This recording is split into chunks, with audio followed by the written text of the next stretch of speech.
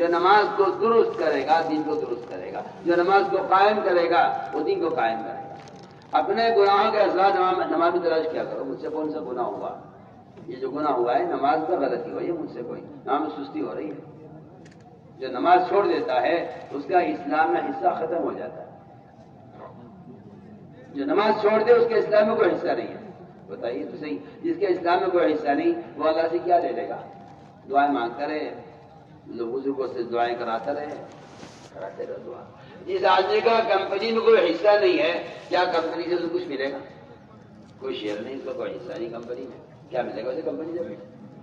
یہ کمپنی سے ملے گا جس کا کمپنی میں حصہ ہے، اس کا اسلام میں تو کوئی حصہ ہے نہیں۔ تو بزرگ دعا کر دے، وہ اللہ والا دعا کر دے، کوئی مجھے نقص بنا دے، کوئی مجھے تعویذ دے دے، اس پہ پڑے رہتے ہیں، لگے رہتے ہیں۔ وہاں تو پتہ کٹ چکا نماز چھوڑنے کی وجہ سے، مسلمان ہی نہیں وہ آدمی نماز چھوڑ دے۔ جو آدمی نماز چھوڑ دے وہ مسلمان ہی نہیں رہا، تو پھر آپ بتائیے تو صحیح، پھر آپ اللہ سے کیا لے لیں گے آپ؟ اس لیے میں نے عرض کیا کہ پورا مجمع اس کا فیصلہ کرے۔ شرم آتی ہے مسلمان سے کہتے ہوئے نماز نہیں چھوڑیں گے۔ نماز پڑھنے کا حکم تو کافر کو دیا جاتا تھا اللہ کے رسول کے زمانے میں۔ جگہ جگہ یہ کہتے تھے کہ محمد صلی اللہ علیہ وسلم ہمیں نماز کا حکم دیتے ہیں۔ ابو سفیان نے کہا تھا بادشاہ سے، کہا نہیں یامرون بالصلاۃ، کہ آپ ہمیں نماز کا حکم دیتے ہیں۔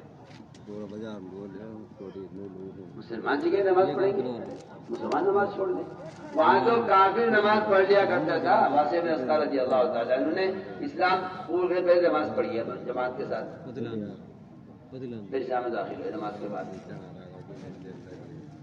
اس لیے میں نے عرض کیا کہ ابھی نمازوں میں کمال پیدا کرو، تہجد کا، اشراق کا، چاشت کا، اوابین کا۔ جماعت میں نکلنے کی غرض ہی یہی ہے۔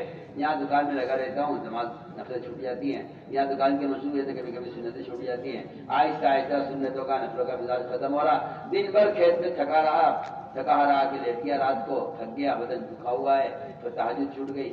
آہستہ آہستہ تہجد کی، اشراق کی، چاشت کی، نفلوں کی، سنتوں کی عادت ختم ہو گئی۔ اللہ حفاظ فرمائے، اللہ حفاظ فرمائے۔